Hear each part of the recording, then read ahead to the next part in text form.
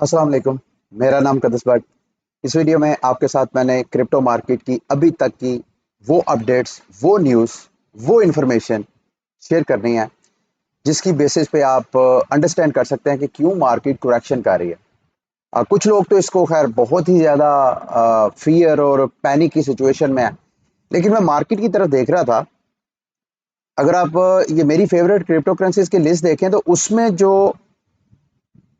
ज्यादा crypto currencies की prices dump हुई हैं, ये देखें इस वक्त जो मेरी फेवरेट क्रिप्टो करेंसीज की लिस्ट है उसमें सबसे ज्यादा जो क्रिप्टो करेंसीज डंप हुई हैं उनमें ट्रस्ट वॉलेट का ये टोकन है TWT जो 10% 15% डाउन है।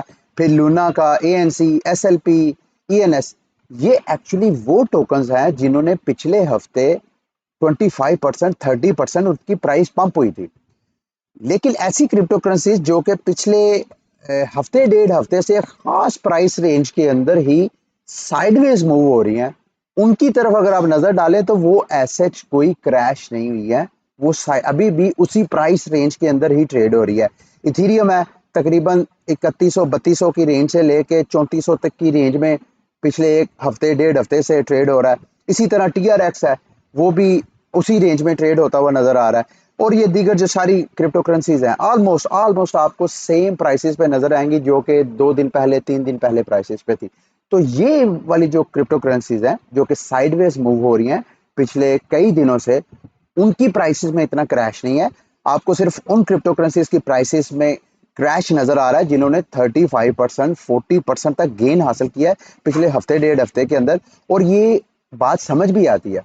उसकी वजह यह है कि जब ये प्राइसेस पंप करती हैं तो उस वक्त लोग जो हैं वो प्रॉफिट अपना कैश आउट करवाते हैं। तो शायद आप ये समझ सकते हैं कि इस वजह से इक्का दुक्का न्यूज़ है जिनको आप कह सकते हैं कि जिनकी थोड़ी बेरिश टोन है, जो मार्केट को थोड़ा पैनिक क्रिएट कर सकती हैं, वो मैं आपके साथ अभी शेयर कर देता हूँ। लेकिन बिटकॉइन की तरफ अगर आप नज़र डालें तो अमेरिका मियामी में जो बिटकॉइन कॉन्फ्रेंस हो रही है, इस कॉन्फ्रेंस के दौरान जितनी एक्साइटमेंट थी कम्युनिटी में, जितने पॉजिटिव वाइब्स थे, उनको जहन में रख के तो प्राइसेस को पंप करना चाहिए था। लेकिन प्राइसेस पंप नहीं हो रही हैं।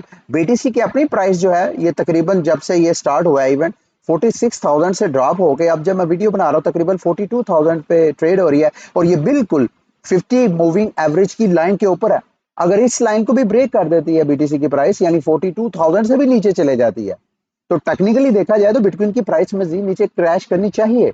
ये टेक्निकल मैं पर्सपेक्टिव से आपको बता रहा हूँ, ठीक है। लेकिन मैं ये देख रहा था कि क्या वजह है, क्यों मियामी कॉन्फ्रेंस की हाइप की वजह से BTC की प्राइस पंप नहीं कर रही है। क्या हमें परेशान होना चाहिए या हमें कोई मजीद शॉपिंग का अरेंजमेंट करना चाहिए, मजीद बाइंग करनी चाहिए कॉइन्स की। अच्छा, इसको मैंने कंपेयर किया जो लास्ट ईयर जून में जाके मियामी कॉन्फ्रेंस हुई थी। जून पिछले साल जो जून में 5 6 जून को मियामी कॉन्फ्रेंस हुई थी, उस वक्त भी मैं देख रहा था BTC की प्राइस जो है वो तीनों चारों दिन मुसलसल क्रैश होती रही। तो ये पता नहीं ये एक खास पैटर्न है कि जो क्रिप्टो इन्वेस्टर्स हैं वो इस तरह की मार्केट में जब हाइप क्रिएट होती है, लोगों की एक्सपेक्टेशंस के अगेंस्ट ट्रेड मारते हैं, बिग बिग वेल्स मार्केट को मैनिपुलेट करते हैं ताकि उनके अकाउंट जो है लिक्विडेट करें, जो कि लेवरेज लेके फ्यूचर ट्रेडिंग करते हैं। अच्छा, एक जो कुछ एनालिस्ट हैं वो कह रहे हैं कि भाई ये एक फेक किस्म का क्रैश है, इसके बाद मार्केट ने पंप करना है। उसको जो एनालिस्ट है वो ये कह रहे थे कि अगर आप पीछे जाएं मई में भी इसी तरह का पैटर्न बना था। ये मैं आपको ड्रा करके दिखाता हूँ। ये देखें, इस खास प्राइस रेंज के बाद BTC की प्राइस यहाँ पे डंप हुई, उसके बाद फिर पंप हुई, और पंप होने के बाद फिर यहाँ से नीचे फेक क्रैश हुआ। जैसे ही फेक क्रैश हुआ लोगों ने समझा कि यार यहाँ से मार्केट मजीद नीचे जाएगी, उन्होंने सेल ऑर्डर लगाना शुरू कर दिए। जैसे ही सेल ऑर्डर का प्रेशर बढ़ा तो मार्केट के मैनिपुलेटर ने BTC की प्राइस को पंप किया। सेम इसी तरह का पैटर्न वो यहाँ पे बताने की कोशिश कर रहे हैं कि बिल्कुल ऐसे ही यहाँ पे साइडवेज मार्केट मूव हो रही है, सेम उसी प्राइस रेंज पे मैक्सिमम उसकी रेजिस्टेंस बनी है, और उसके बाद मार्केट यहाँ से क्रैश हुई, फिर दोबारा पंप हुई। और इस बार पंप के बाद ये जो क्रैश आ रहा है बकौल एनालिस्ट के, वो यहाँ ये वाला फेक डंप है, जैसे कि यहाँ पे फेक डंप हो रहा है। अगर तो यहाँ से ये एक फेक डंप है तो इसको प्रूफ करने के लिए यहाँ से BTC की प्राइस को पंप करना चाहिए। ठीक है, जो भी होता है वो मैं आने वाले वक्तों में आपके साथ इंशाल्लाह शेयर करूंगा। लेकिन देखें, एक चीज को आपको समझना पड़ेगा, मुझे भी ऐसे कुछ समझ नहीं आ रही کہ کیوں کرپٹو مارکیٹ جو ہے پمپ نہیں کر رہی ہے. اگر جو نیوز ہیں، فنڈامنٹلز ہیں، یہ ساری چیزیں جو مارکیٹ ایون جو بٹ کوئن ہے اس کے جو آن چین انالیسز ہے، اس کا جو آن چین ڈیٹا ہے وہ سارے کا سارا بلش ہے. یہ سامنے آپ کو اسکرین پہ نظر آ رہا ہے، یہ گلاس نور کا ایک میں چارٹ شو کروا رہا ہوں جس میں بتایا یہ جا رہا ہے کہ مور دین 64% اس وقت بٹ کوئن کے ہولڈر ایسے ہیں جنہوں نے پچھلے 1 سال سے بٹ کوئن کو موو نہیں کیا، اور یہ ریکارڈ ہے. ہسٹوریکلی کبھی ایسا نہیں ہوا کہ 60%، 64% جو سپلائی ہے بٹ کوئن کی وہ 1 سال کے لیے موو ہی نہ ہو، یعنی لوگوں کا ٹرسٹ ہے. تو یہ تو ایک انالیسز ہے. آپ دوسرے جو آن چین انالیسز ہے جس میں آپ جو ایکسچینجز ہیں ان کا جو ریزرو ہے، پچھلے کئی ویڈیو میں آپ کے ساتھ آن چین انالیسز بھی شیئر کرتا آ رہا ہوں کہ جو ایکسچینجز کے پاس سپلائی ہے وہ کم سے کم ہوتی جا رہی ہے، اور جتنی ایکسچینجز پہ سپلائی کم ہوتی ہے اتنا مارکیٹ مینپولیشن کے چانسز کم ہو جاتے ہیں. اس کے علاوہ نیوز، آج کی نیوز میں بھی ایک دو میں آپ کے ساتھ گلوبل اڈاپشن کے حوالے سے پازیٹیو نیوز دوں گا. تو یہ ساری نیوز ٹیکنیکلی دیکھا جائے تو یہ ساری نیوز مارکیٹ کو بلش کرنی چاہیے، لیکن مارکیٹ ایسا نہیں کر رہی ہے. نامعلوم کہ ایسا کیوں ہو رہا ہے، شاید اس وجہ سے ہو رہا ہے کہ جو ویک ہینڈز ہیں ان کو مارکیٹ سے آؤٹ کرنے کے لیے، اور جو صحیح میچور انویسٹرز ہیں جن کا ہے ہی سب کچھ یہی، جنہوں نے اس کو نہ صرف اس میں انویسٹمنٹ کرنی ہے بلکہ اس کو اسٹڈی کر کے اس سے اپنے مستقبل کو لنک کرنا ہے، شاید ان جیسے لوگوں کے ساتھ یہ مارکیٹ آگے چلنا چاہتی ہے، اور جو شارٹ ٹرم پروفٹ ٹیکرز ہیں ان کو مایوس کر کے مارکیٹ سے آؤٹ کرنا چاہتی ہے. اچھا آگے جی، یہ امریکی سینٹ کے ایک امیدوار ہیں، انہوں نے الیکشن سینٹ کا الیکشن فائٹ کرنا ہے نیو ہمسفیئر سے، انہوں نے وہاں سے یہ کینڈیڈیٹ کھڑے ہوئیں گے. اب بڑی انٹرسٹنگلی انہوں نے ڈفرینٹ اپروچ اپنائی ہے الیکشن کمپیننگ میں.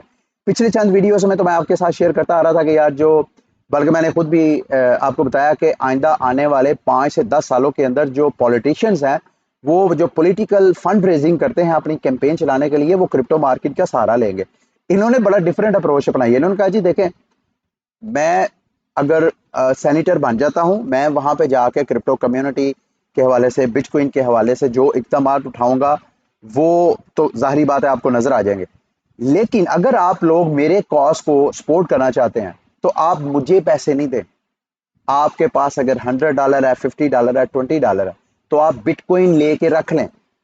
اس وجہ سے نہیں کیونکہ بٹ کوئن کی پرائس پمپ ہو، اس وجہ سے کیونکہ اس کی نظر میں جو فیاٹ کرنسی ہے، ہمارا جو US ڈالر، ہمارا جو پاکستانی کرنسی یا دنیا کی دیگر جو فیاٹ کرنسیز ہے وہ ساری کی ساری جو ہے اپنی value over the time loose کرتے جا رہی ہیں. تو وہ اپنے جو فالوورز تھے ان کو میسج دینا چاہتے تھے کہ اگر آپ نے اپنے پیسے کی قدر بچانی ہے تو ان کو ابھی بہترین وقت ہے. آپ کے پاس $50 ہیں، $100 ہیں، جتنے بھی آپ کے پاس پیسے ہیں آپ بٹ کوئن میں سیو کر لیں جن کو آپ محفوظ کرنا چاہتے ہیں.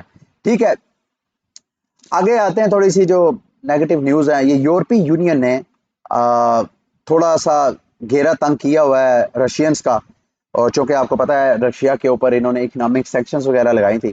تو اس پیکیج، اس اکنامک سینکشن کا، یہ جو مختلف قسم کی سینکشنز رشیا کے اوپر لگائی جا رہی ہیں، ایک اور اگلا 5th پیکیج اس کو یہ کہہ رہے ہیں وہ سینکشنز لگا رہے ہیں، اور اس میں اس طرح کے یہ بہت سے اقدامات ہیں جو وہ اٹھانا چاہ رہے ہیں. کول بین، آپ کو پتا ہے رشیا جو ہے وہ انرجی ایکسپورٹ میں دیکھا جائے تو ورلڈ پاورز میں شامل ہوتا ہے، جو کہ سب سے زیادہ انرجی ایکسپورٹ کرتا ہے پوری دنیا کو، جس میں یورپی یونین کو بھی کرتا ہے.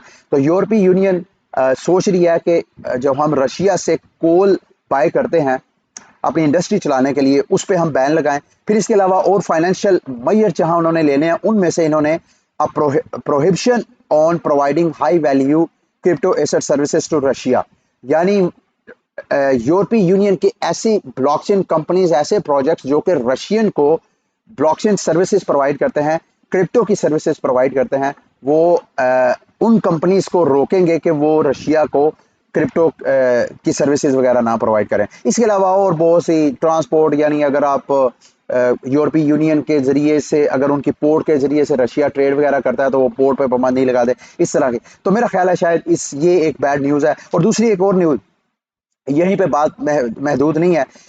جرمنی کی پولیس نے ایک رشین مارکیٹ تھی ہائیڈرا مارکیٹ کے نام پہ، ڈارک نیٹ پہ یہ ٹور براؤزر کے ذریعے ایکسیس کی جاتی تھی، اس کو انہوں نے ہولڈ کیا، جس میں تقریباً 23 ملین یورو کا بی ٹی سی پڑا ہوا تھا اور کرپٹو کرنسیز پڑی ہوئی تھی، وہ ساری انہوں نے ہولڈ کر لی ہیں.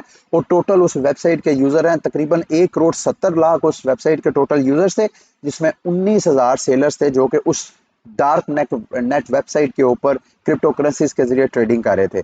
تو یہ دو ایسی نیوز ہیں جو میں سمجھتا ہوں مجھے نیگیٹو اس وقت مارکیٹ میں ڈھونڈ کے ملی ہیں، جو میں نے آپ کے ساتھ شیئر کر دیا. اب جو میں آپ کے ساتھ نیوز شیئر کروں گا وہ ساری کی ساری پازیٹیو نیوز ہیں. سب سے پہلے کل کی بگ نیوز ہے، ٹیسلا بلاک جو ہے جیک ڈورسی نے بنائی ہے کمپنی ٹویٹر کو چھوڑنے کے بعد، اور بلاک سٹریم یہ وہی کمپنی ہے جو ایل سیلواڈور میں بڑی ایکٹیو ہے بٹ کوائن بانڈ کے حوالے سے. ان تینوں نے مل کے ایک مائننگ فیسلٹی لگائی ہے جو تقریباً 3.8 میگا واٹ کا سولر سسٹم لگایا ہے. اور اس سارے سسٹم میں ظاہری بات ہے بلاک اور بلاک سٹریم یہ ساری جو ٹیکنالوجی کو ڈیولپ کریں گے، اسے مائننگ فیسلٹی کے آپریشنز کو مینیج کریں گے، جبکہ اس ساری فیسلٹی میں جو اکوپمنٹ استعمال ہوگا، خصوصاً سولر پینل، خصوصاً جو بیٹریز ہیں، اور یہ بیٹریز کے اوپر سارا سولر پینل لگائیں گے تاکہ یہ بٹ کوائن کی مائننگ کرے. تو یہ بھی ایک طرح کی پازیٹیو نیوز ہے، میں تو اس کو پازیٹیو ہی سمجھتا ہوں، جس وجہ سے مارکیٹ یہ سارے جو فنڈامنٹلز میں آپ کو کہہ رہا ہوں فنڈامنٹل کی طرف نظر ڈالی جائے تو مارکیٹ کو بلش ہونا چاہیے تھا، مارکیٹ کو پمپ ہونا چاہیے تھا، لیکن مارکیٹ پمپ نہیں ہے. تو اس کے دوسرے لفظوں میں آپ کو یہ سمجھنا چاہیے کہ مارکیٹ اس وقت جس حالت میں بھی ہے یہ انڈر ویلیو ہے. تو انڈر ویلیو ایسٹس پہ شاپنگ کرنی چاہیے، نہ کہ ادھر پینک ہو کے سیل آؤٹ کرنا چاہیے. یہ میری انڈرسٹینڈنگ ہے، آپ نے اس کو کوئی فائنینشیل ایڈوائس نہیں لینی کیونکہ مارکیٹ شاید مزید نیچے کریش کرے. اچھا، اس کے حوالے سے مائننگ کے حوالے سے، انوائرمنٹل ایشو کے حوالے سے بہت مارکیٹ میں باتیں ہوتی ہیں، میں آپ کے ساتھ شیئر بھی کرتا آتا ہوں. یہ امریکہ کی نیو یارک سپریم کورٹ کے ایک جج ہیں، انہوں نے ایک green age crypto currency mining facility تھی ان کے حق میں فیصلہ دیا، کیونکہ وہاں پہ کچھ انوائرمنٹلسٹ نے مل کے کیس کیا تھا اس مائننگ فیسلٹی کے اوپر کہ اس کی وجہ سے انوائرمنٹ پہ امپیکٹ ہو رہا ہے. اور جب انہوں نے جج نے ساری انفارمیشن سنی، جج کو ایجوکیٹ کیا گیا، تو جج نے انوائرمنٹلسٹ کے ایشوز کو ریزالو کیا. انہوں نے کہا جی ایسا کچھ نہیں ہے، آپ کی یہ انڈرسٹینڈنگ جو ہے وہ مس پرسیپشنز پہ بیسڈ ہے، آپ اپنے آپ کو مزید ایجوکیٹ کریں. کرپٹو کرنسیز کی مائننگ سے دیکھیں، مائننگ دو چیزیں ہیں. مائننگ میں کچھ لوگ جو سمجھتے ہیں کہ یہ الیکٹریسٹی کنزمپشن ہے، ان کی نظر میں جو mining proof of work base mining ہے وہ ایک انوائرمنٹل ایشو ہو سکتا ہے. لیکن ایسے افراد جو کہ اس کو الیکٹریسٹی کنزمپشن نہیں بلکہ ویلیو جنریشن بولتے ہیں، یعنی اگر آپ نے گولڈ کریٹ کرنا ہے، اس کی سپلائی جنریٹ کرنی ہے، تو اس کے لیے اوبویسلی آپ کو اس کی مائننگ کرنی پڑے گی. گولڈ ایسے ہی ہوا سے تو نہیں نا، آؤٹ آف تھین ایئر تو نہیں آ جانا. یہ کوئی پیسہ تو نہیں ہے اسٹیٹ بینک آف پاکستان نے جب چاہا حکومت کو ضرورت پڑی پیسہ پرنٹ کر لیا، یا دنیا کی جو دیگر کنٹریز کے سینٹرل بینکس ہیں وہ اپنی مانیٹری پالیسنگ، فزیکل پالیسنگ کو بیلنسنگ کرنے کے لیے وہ جب جی چاہتا ہے وہ پیسے چھاپ دیتے ہیں. گولڈ کے ساتھ ایسا نہیں ہے. تو جس طرح گولڈ ایک ہارڈ منی ہے، آپ نے اس کی جنریشن اگر ویلیو جنریٹ کرنی ہے تو اس کے لیے آپ کو کوئی نہ کوئی تو کاسٹ پے کرنی پڑے گی. تو اسی طرح بٹ کوائن بھی ایک الیکٹرانک گولڈ ہے، ایک ڈیجیٹل گولڈ ہے، تو یہ بھی ایک ہارڈ منی ہے. تو اگر آپ نے یہ ہارڈ منی جنریٹ کرنی ہے تو you must have to pay some cost, جو کہ الیکٹریسٹی کی صورت میں ہو سکتی ہے. ٹھیک ہے، آگے آتے ہیں جی کہ یہ بٹ کوائن کے نیریٹو کے بارے میں نے تھوڑا سا آپ کو گائیڈ کرنا ہے، کیونکہ ساتھ ساتھ آپ کی ایجوکیشن بھی میں سمجھتا ہوں بہت ضروری ہے. دیکھیں، through out but coin history, crypto market history, جو کرپٹو مارکیٹ میں خصوصاً بٹ کوائن کے حوالے سے بیانیے رہے ہیں ان کے بارے میں آپ کو پتا ہونا بہت ضروری ہے. سب سے پہلے جب بٹ کوائن کا آغاز کیا گیا تو اس کا جو مین تھیسس تھا، جو مین نیریٹو تھا، کہ جو سوشی ناکاموتو تھا، اس کا آئیڈیا یہ تھا کہ جو پیسہ ہے اگر ہم اس کو کمپیوٹرائز طریقے سے مینج کریں، چونکہ آپ کو پتا ہے وہ کمپیوٹر گیکس تھے، کمپیوٹر انجینئر تھے، کمپیوٹر سائنٹسٹ تھے، ان کو اور ساتھ ان کو تھوڑی بہت اوبویسلی جس بندے نے بٹ کوائن اور کے ذریعے کرپٹو مارکیٹ کا آغاز کیا ہے اس کو تھوڑی بہت فائنینشیل انڈرسٹینڈنگ بھی تھی، تو اس نے اپنی کمپیوٹر سکلز کو یوز کرتے ہوئے اس نے ایک نیا مانیٹری پالیسی دی، نئی ایک فزیکل پالیسی دی پوری دنیا کو کرپٹو کرنسیز کی سینس میں. تو اس وقت جو مین پوائنٹ تھا، جو مین बयानिया था वो ये था कि पैसे को कोई सेंट्रल बॉडी कंट्रोल ना करे, पैसे को हम डिसेंट्रलाइज तरीके से भी मैनेज कर सकते हैं, जो कि इलेक्ट्रॉनिक करेंसी हो सकती है। और इलेक्ट्रॉनिक करेंसी भी ऐसे कि जिसके लिए हमें किसी सेंट्रल बॉडी की जरूरत नहीं है, बल्कि पीयर टू पीयर हम ट्रांजैक्शन कर सकते हैं। ये आइडिया लेके सतोशी नाकामोटो ने बिटकॉइन और ब्लॉकचेन टेक्नोलॉजी का बाकायदा आगाज किया। अच्छा, उसके बाद चूंकि उस वक्त बिटकॉइन की प्राइस के इतनी ज्यादा नहीं थी, तो उस वक्त ये सबसे दूसरा जो नैरेटिव डेवलप हुआ कि हम इन इलेक्ट्रॉनिक कैश को यूज करते हुए, इस डिजिटल करेंसीज को यूज करते हुए हम चीप पेमेंट्स कर सकते हैं। क्योंकि अगर बिलियन ऑफ डॉलर आपने एक कंट्री से दूसरी कंट्री में ट्रांसफर करने हैं, तो उसकी एक तो बहुत सा टाइम वेस्ट होता है, दूसरा उसकी कास्ट बहुत ज्यादा है। तो उस कास्ट को एक तरह का काउंटर नैरेटिव करने के लिए बिटकॉइन के साथ बयानिया जोड़ा गया कि भाई अगर आप क्रिप्टो करेंसीज को यूज करते हैं तो आप जो ट्रांजैक्शंस हैं उसको इंस्टेंट प्रोसेस कर सकते हैं, और उसकी प्रोसेसिंग के दौरान जो ट्रांजैक्शन फीस है वो भी कम से कम लगती है। और पिछले दिनों मैंने आपके साथ एक ट्रांजैक्शन शेयर की थी जो कि मोर देन $1 बिलियन की थी। $1 बिलियन ट्रांजैक्शन प्रोसेस हुई, उसमें जो फीस लगी मेरा ख्याल है कोई $14-15 की फीस थी, शायद, सॉरी, $1-2 उसकी ट्रांजैक्शन फीस थी। तो क्या जो हमारा रवायती फाइनेंशियल सिस्टम था उसमें इतनी बड़ी अमाउंट को इंस्टेंट तरीके से प्रोसेस करना और उसमें ट्रांजैक्शन फीस भी कोई $1-2 लगना, ऐसा पॉसिबल था? नहीं था। तो ये नैरेटिव, उसके बाद आहिस्ता आहिस्ता जब ये थोड़ी सी रिकग्निशन डेवलप हुई, जो कंप्यूटर गीक से साइबर पंक्स, मेरा ख्याल है इस तरह के जो कंप्यूटर गीक्स थे वो सारे इकट्ठे हुए, उन्होंने मुख्तलिफ फोरम्स में बीटीसी को प्रमोट करना शुरू किया। फिर आहिस्ता आहिस्ता इस प्रमोशन के अंदर जो इलीगल एक्टिविटीज करने वाले लोग थे उनकी नजर बीटीसी पे पड़ी। उन्होंने देखा यार रवायती तरीके से अगर हम क्रेडिट कार्ड के जरिए या हम बैंकिंग के जरिए अपनी इलीगल एक्टिविटीज करते हैं, तो उसमें जब हम पेमेंट लेंगे या कैश लेंगे तो दोनों सूरतों में हम पकड़े जा सकते हैं। तो ये बिटकॉइन जो है ये तो एक ऐसा है जिसमें हम ऐसा एड्रेस होता है जिसमें जो अकाउंट होल्डर है उसका कोई नाम वगैरह नहीं होता। तो अर्ली टाइमिंग में जो नैरेटिव नया बना, ये नैरेटिव बना कि सिल्क रोड ने जब बीटीसी को यूज करना शुरू कर दिया। सिल्क रोड ऐसी एक वेबसाइट थी जहां पे इलीगल एक्टिविटीज होती थी, जैसे कि असला बिकता था इलीगल, जहां पे नारकोटिक्स यानी जो मंशियात वगैरह थी वो और इलीगल एक्टिविटीज उस प्लेटफॉर्म पे होती थी। तो वहां पे बिटकॉइन को as a payment method use किया गया। तो अगला जो नैरेटिव था बिटकॉइन के हवाले से ये बना कि बिटकॉइन जो है वो यूज ही इलीगल एक्टिविटीज के लिए होता है और ये क्रिमिनल लोगों की मनी है। उसके बाद आहिस्ता आहिस्ता शो डेवलप होता गया। तो अगला आहिस्ता आहिस्ता जो नैरेटिव बना, आहिस्ता आहिस्ता लोगों ने इसको कहा कि यार ये फ्रॉड है। इवन जो बैंक्स हैं, मैं चंद वीडियोस में आपके साथ बैंक्स की स्टेटमेंट भी शेयर करता आ रहा हूँ कि आज से 5-7 साल पहले उनकी ओपिनियन क्या थी बिटकॉइन के हवाले से, और आज वो खुद बैंक जो है अपने यूजर्स को इन्वेस्टमेंट करवा रहे हैं, उनको ट्रेडिंग की फैसिलिटी दे रहे हैं। वो कह रहे हैं कि आपने अगर इन्वेस्टमेंट करनी है क्रिप्टो मार्केट में तो हमारे प्लेटफॉर्म के जरिए करें। तो फिर अगला नैरेटिव आहिस्ता आहिस्ता जब ये डेवलप हुआ, बैंक्स को अंडरस्टैंडिंग हुई कि नहीं यार ये ग्लोबल रिजर्व और ग्लोबल अडॉप्शन बनी, तो उसके बाद अडॉप्शन बनने की वजह से बीटीसी की जो ट्रांजैक्शन है वो कॉस्टली होना शुरू हो गई, उसकी ट्रांजैक्शन फीस बढ़ना शुरू हो गई, और साथ जो ट्रांजैक्शन 10 मिनट के अंदर प्रोसेस होनी थी वो कई कई दिन लगना शुरू हो गई। तो साथ ही नैरेटिव जो है वो मीडियम ऑफ एक्सचेंज की बजाय वो नैरेटिव बनना शुरू होगा कि नहीं नहीं नहीं नहीं, बीटीसी जो ट्रांजैक्शन के लिए वो बना ही नहीं है, क्योंकि अगर पूरी दुनिया बीटीसी पे ट्रांजैक्शन करना शुरू कर देगी ये तो नेटवर्क ही चोक हो जाएगा। क्योंकि एक जो ब्लॉक है वो 10 मिनट में ऐड होता है बीटीसी की ब्लॉकचेन के अंदर, और एक ब्लॉक के अंदर ज्यादा से ज्यादा 100 या 200 ट्रांजैक्शन आप कर सकते हैं। यानी 10 मिनट के अंदर आप 200-250 ट्रांजैक्शन कर सकते हैं। एक सेकंड के अंदर जो बीटीसी के ट्रांजैक्शन, मेरा ख्याल है 7 ट्रांजैक्शन आप कर सकते हैं एक सेकंड के अंदर। तो अगर आप इमेजिन करें ये बीटीसी को पूरी ग्लोबल अडॉप्शन में कंसीडर किया जाए तो ये तो ग्लोबल अडॉप्शन के काबिल ही नहीं है। तो इसको बचाने के लिए नया एक नैरेटिव डेवलप किया गया, नहीं नहीं नहीं जी, बीटीसी एक मीडियम ऑफ एक्सचेंज नहीं है बल्कि ये स्टोर ऑफ वैल्यू है, ये एक डिजिटल गोल्ड है। फिर आहिस्ता आहिस्ता अब टाइम ये आ गया कि बीटीसी को एक ग्लोबल रिजर्व के तौर पे देखा जा रहा है। क्यों?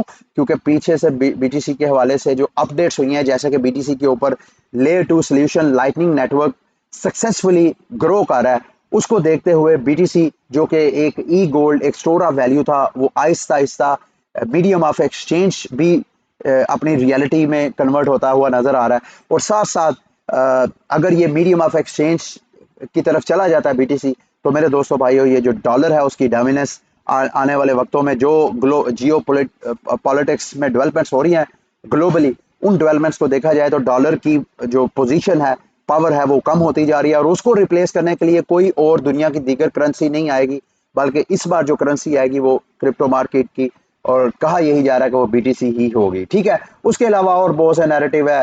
یہ جو سینسرشپ ریزسٹنس ہے, ابھی آپ کو پتا ہے یوکرین پہ رشیا نے جب اٹیک کیا تو اس کے بعد ساری دنیا نے جو رشین جہاں جہاں امیر لوگ بیٹھے ہوئے تھے ان کے سارے ایسٹس جو ہیں وہ, اگر کوئی یورپی یونین میں تھا رشین امیر بندہ تھا تو اس کے اکاؤنٹ سارے فریز کر دیے. اگر کوئی امریکہ ہے, جہاں جہاں اینٹی رشین کنٹریز میں رشین بیٹھے ہوئے تھے ان کے جو پیسہ تھا وہ سارا سینسر کر دیا.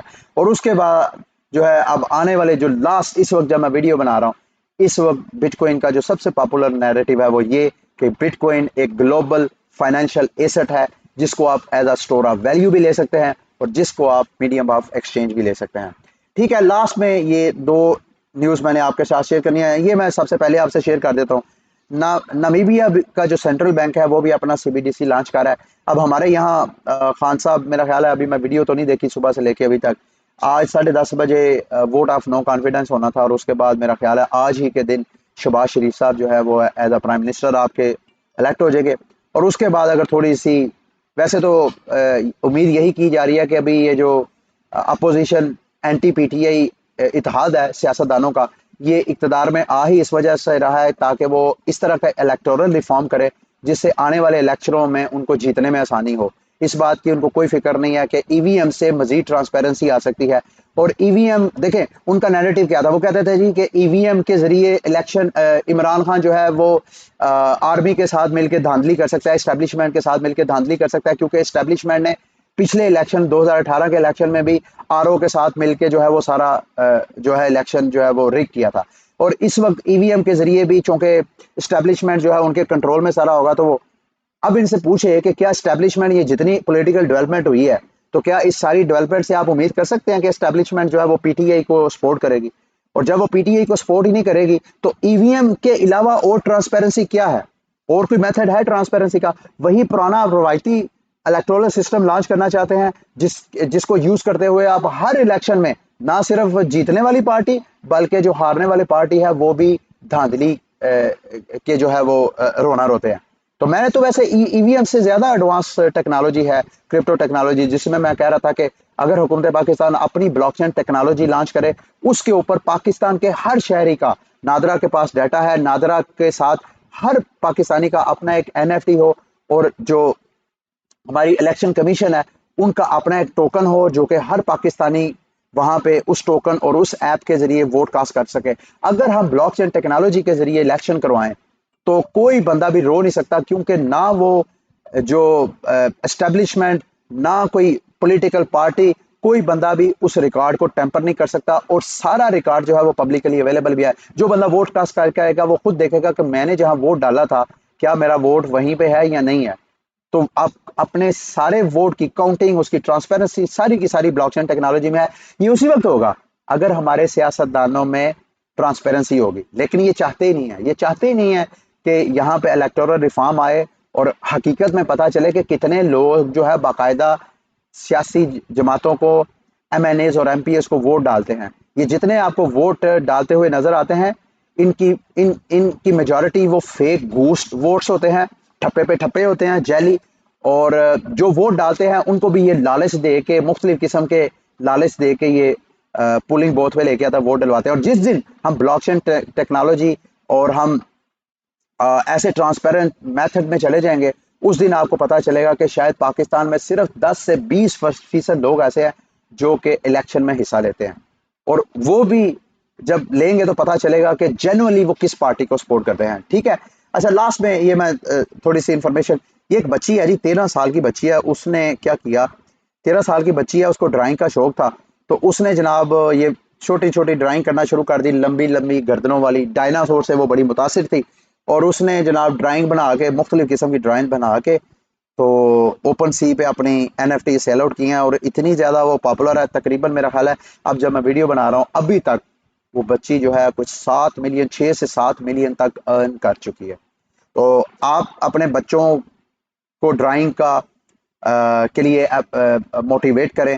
ایک تو یہ ہے کہ ان کی کریٹیو سکلز بڑھے گی، اور اگر کچھ اس طرح کی وہ انٹرسٹنگ چیزیں ڈیولپ کرتے ہیں تو ان کے آپ NFT ایک کلیکشن بنا لیں، کوئی 100 200 400 ڈرائنگ کی. اس کلیکشن کو پھر بعد میں آپ NFT بنا کے سیل آؤٹ کر سکتے ہیں. وہ آپ کی مرضی، آپ نے اوپن سی پہ کرنا ہے یا کسی اور پلیٹ فارم میں.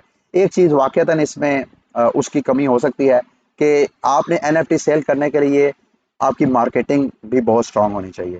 تو وہ آپ اس طرح کریں، شاید میں آپ کو اس حوالے کوئی تھوڑا بہت سپورٹ کر دوں. ٹھیک ہے، یہ تھی آج کی ویڈیو. امید کرتا ہوں کہ آج کا بلیٹن بھی آپ کے لیے انفارمیٹیو رہا ہوگا. اگلی ویڈیو تک کے لیے مجھے اجازت. اللہ حافظ.